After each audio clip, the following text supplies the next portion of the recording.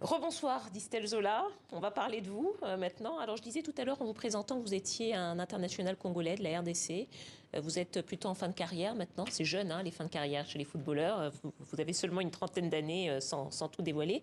Et surtout vous avez décidé de mettre votre expérience au service des enfants de la RDC. Racontez-nous un petit peu comment est ce que vous faites. Exactement, c'est notre association Banazola qui vient en aide aux enfants vulnérables du Congo. C'est tout simplement créer de nos expériences personnelles à mon épouse et moi. Moi, j'ai toujours eu cette fibre sociale parce que j'ai un petit frère qui est trisomique 21 et j'ai toujours dû assister aussi mes parents avant de rejoindre le centre de formation de Monaco. Et mon épouse, elle a tragiquement perdu ses parents. Donc elle s'est retrouvée orpheline à l'âge de 9 ans. Et elle avait un papa qui était aussi humanitaire, une maman congolaise.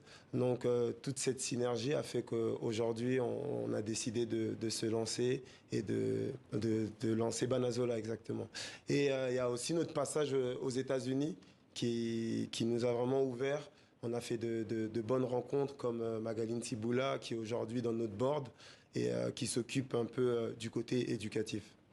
Alors, je rappelle, Distel Zola, que vous le disiez, vous avez intégré le centre de formation à 14 ans de Monaco. Vous avez joué en France, notamment au Havre, avec l'Algérien Riyad Mahrez. En Turquie, aux États-Unis, vous avez joué également aux États-Unis. Alors, c'était en deuxième division, en sélection Youssouf Mouloumba, Dieudonné Bonkani. Alors, ce que je voudrais savoir, vous parliez tout à l'heure de Banazola. Quelle est la mission, la mission principale de cette association ? Très bonne question. La mission principale, c'est vraiment de venir en aide aux enfants vulnérables de la RDC. On sait que les défis sont grands en Afrique. D'ici 2050, on sera 1 milliard. Et vraiment, nous, on a opté sur la jeunesse et par le sport, bien sûr, de par mon statut et mon expérience, de pouvoir passer des messages, sensibiliser ces jeunes. Et aussi, on a aussi le côté éducatif. Alors, quand vous dites par le sport, c'est quoi? Ce sont des tournois? C'est comment ça se passe? Voilà, ce sont des tournois. Pas plus tard que l'été passé, on a organisé un tournoi en parrainage avec mon club de cœur qui est l'AS Monaco.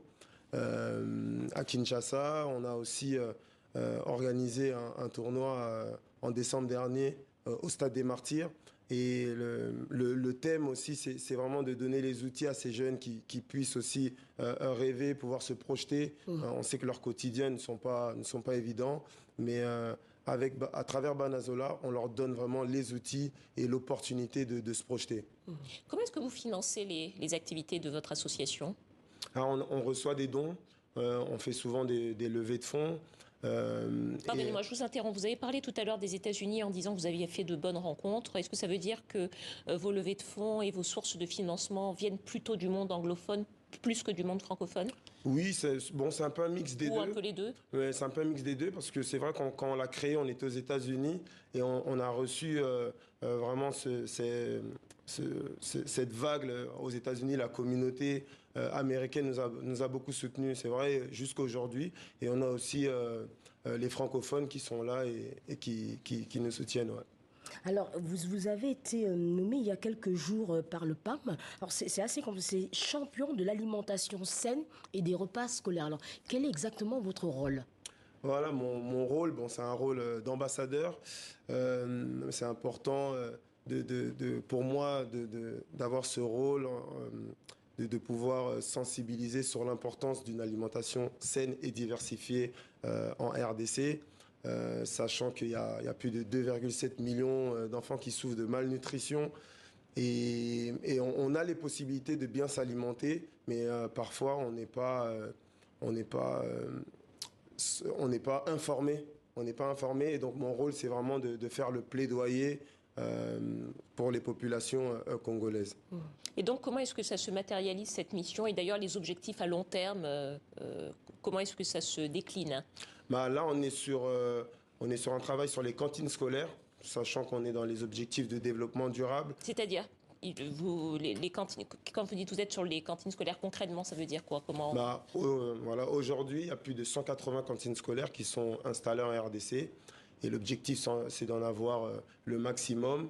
Et on a estimé qu'un enfant qui reçoit un repas chaud à l'école, est plus concentré, est plus discipliné et automatiquement les résultats scolaires augmentent. Et ce qui fait que demain, on est prêt de créer une nouvelle élite. Et ces cantines scolaires aussi sont accompagnées d'un champ agricole qui entoure les écoles. Et de là, ça permet aussi aux femmes de pouvoir l'autonomisation de la femme et de pouvoir fournir aussi ces écoles en denrées en ration. Et vous opérez dans quelle région en RDC? Beaucoup vers l'Est, à Kalemi, Goma, mais aussi à Kinshasa, à Lansele. Et l'objectif, c'est vraiment de se répandre dans toute la RDC. Et justement, la situation à l'Est du pays, est-ce qu'elle elle a des effets négatifs sur les activités de votre association? Enfin, est-ce qu'il y a des effets de la situation sécuritaire à l'Est sur votre association? Oui, c'est sûr qu'il y a certaines contraintes, mais aujourd'hui... C'est-à-dire? C'est par rapport aux routes, par rapport aux infrastructures, des fois se rendre dans des populations reculées.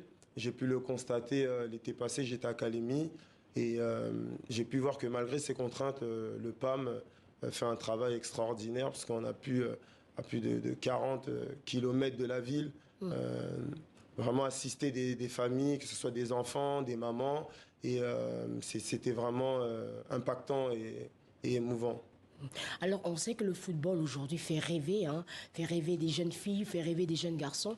Quel est le message que vous pourriez leur donner? C'est vrai que le sport, plus précisément le football, ça fait rêver en Afrique. C'est vecteur de plusieurs valeurs, de détermination, de courage, de dépassement de soi.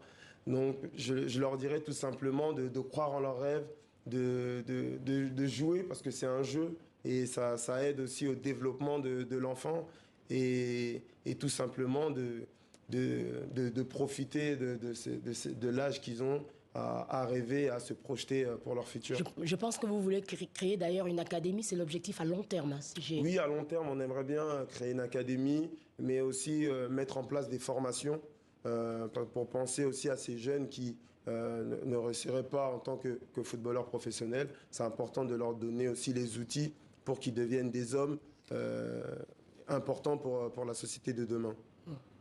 Voilà, on retient bien le message donc du football, vecteur d'émancipation pour les jeunes vulnérables, mais vecteur d'émancipation de façon générale, ça l'a été aussi pour vous. Merci beaucoup Distel Zola, merci à vous et puis bonne suite à votre association. Merci à vous, Lise Laure, à bientôt.